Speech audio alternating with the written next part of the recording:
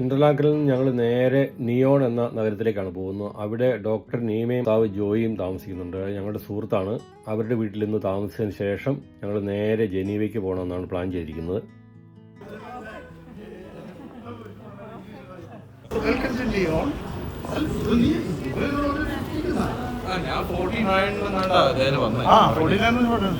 എത്ര വർഷം പഴക്കമുള്ള? 1798. അപ്പം 300 വർഷം അല്ലേ?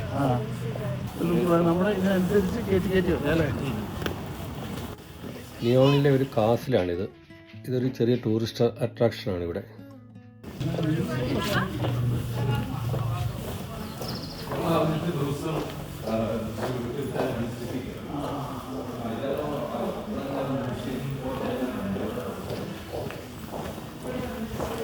അതുപോലെ തന്നെയായിരിക്കും.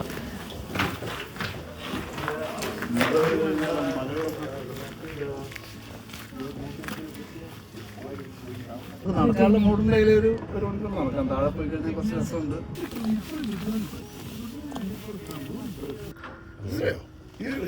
ആ രണ്ടെണ്ണം തലപ്പ് വരുന്നതാണ് ഈ വർഷത്തേക്കുള്ളത്. ഇത് മുന്തിരി തൈ ആട്ടോ. ഇത് മുന്തിരി ഉണ്ടോ, കാഴ്ച നിൽക്കുന്നുണ്ടോ? കാഴ്ച തുടങ്ങി ഇത്. അപ്പൊ ഇത് പറിക്കാൻ എളുപ്പമുണ്ടല്ലോ ഇവർക്ക്. അല്ല, ഇങ്ങനെ ആക്ച്വലി ഇത് കൃഷി ചെയ്യേണ്ടത് നമ്മൾ ഇത് മൊത്തം പന്തല് പോലെ. ഇത് ഒരു 10-20 വർഷം പഴക്കമുണ്ടാവും. ഈ വർഷം കഴിയുമ്പോൾ ഇവരെ ഇത്രയോ കട്ട് ചെയ്തിട്ടുണ്ട്. എന്നിട്ട് ഈ തണ്ടേന്ന് നല്ല പുതിയത് വരും. ഇത് നല്ല എന്നിട്ടുള്ള അവരിങ്ങനെ ചെയ്യുന്നത്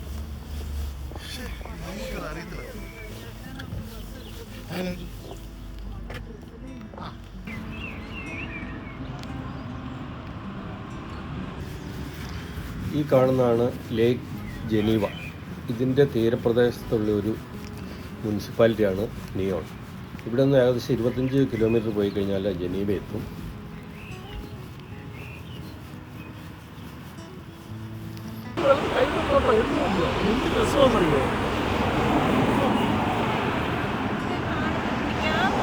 ഈ വെള്ളത്തിന് എവിടെ നല്ല ക്ലിയർ വെള്ളം അല്ലേ? കുടിക്കാൻ കൊള്ളാം. എന്ത് രസമായിട്ടാണ് കാണുന്നത്.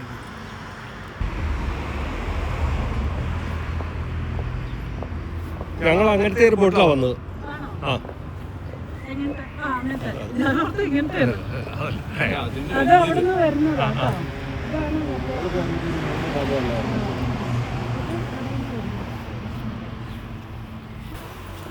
ഞങ്ങളിവിടെ ലോക്കൽ പബ്ബിലേക്ക് പോയിക്കൊണ്ടിരിക്കുക.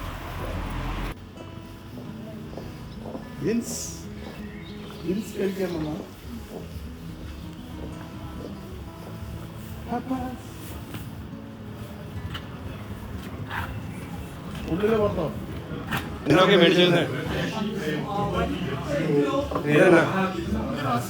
Rose wine, Nicholas, Saint Nicholas, Sharon.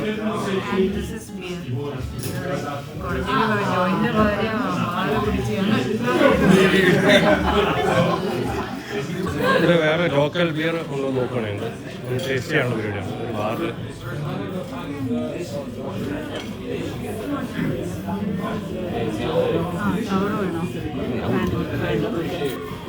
for me, just the show. Which one for you? Which one? This one? Or the English ones? We have the Mount iShof or IP, like a pale ale or IPA. We have one of each. ഇതാണ് സ്വിറ്റ്സർലൻഡിലെ local പബ്ബാണിത്.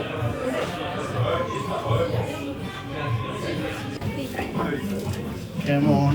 Cheers. സ്വിറ്റ്സർലൻഡിൽ ഓർമ്മിക്കും. Gonna try and split the G.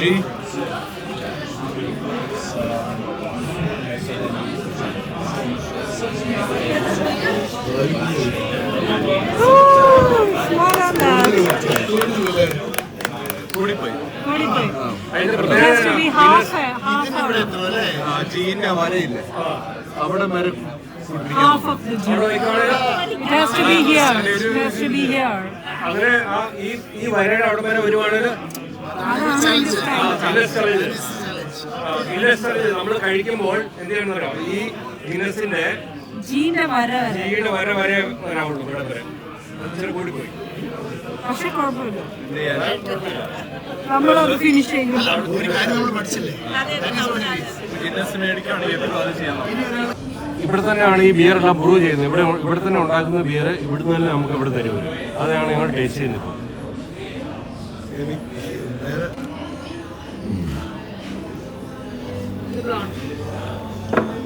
ഇത് taste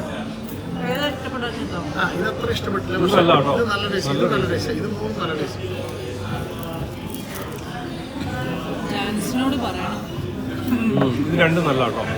ഇത് കഴിച്ചു നോക്കില്ല. Swiss building ഒരു futuristic ആണ്.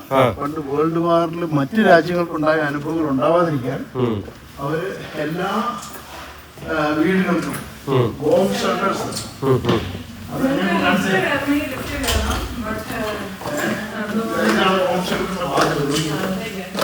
അപ്പൊ അതായത് അറ്റാക്ക് ഉണ്ടായാലും നമുക്ക് കയറിയിരിക്കാം.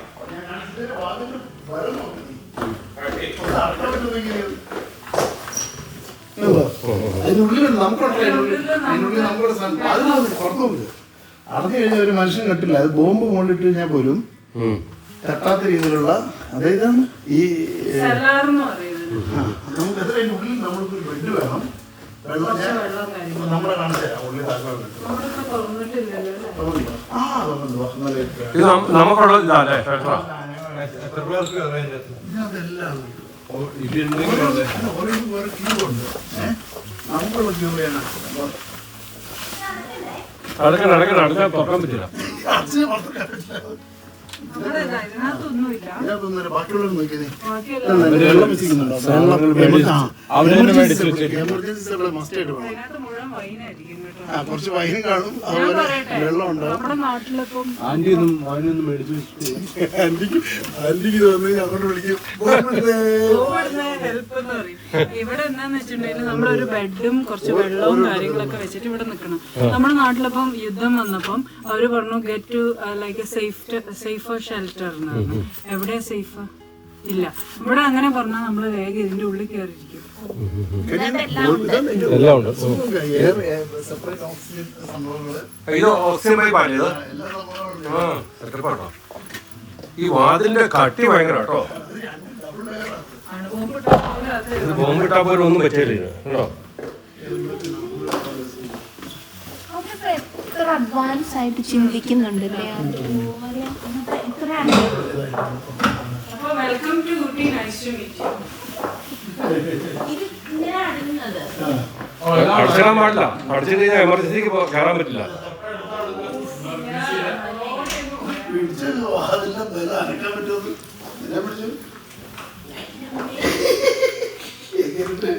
നമ്മള് വീട്ടിലെത്തിട്ടോ. അതെ, ഇന്ത്യൻ മണമൊക്കെ വരുന്നുണ്ട്, കറിയുടെ മണമൊക്കെ എല്ലാം ഉണ്ട് ചെറുതായിട്ട്. നിങ്ങൾക്ക് വേണ്ടി ബുക്ക് ചെയ്തു. ഇനി പുതിയ കാഴ്ചകളുമായിട്ട് നമുക്ക് വീണ്ടും കാണാം. Thanks for watching. Good bye.